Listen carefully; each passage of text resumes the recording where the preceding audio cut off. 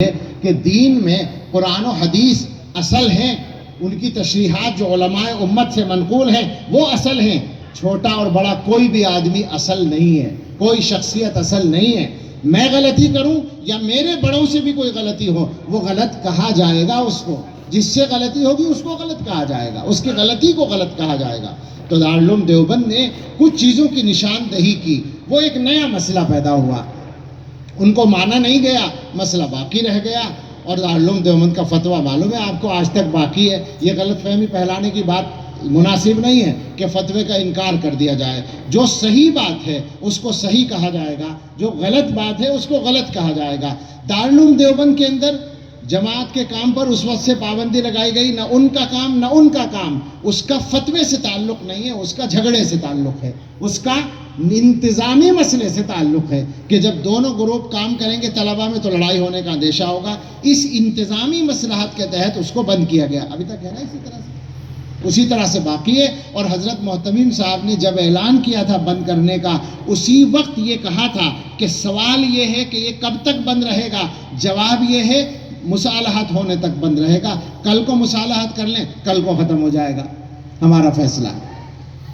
تو دو باتیں الگ الگ ہیں.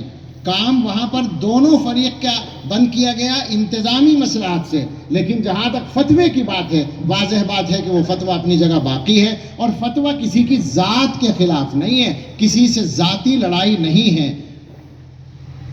مسئلہ ہے اللہ کے دین کو صحیح شکل میں باقی رکھنے کا، علماء دیوبند کی فکر کو صحیح شکل میں باقی رکھنے کا.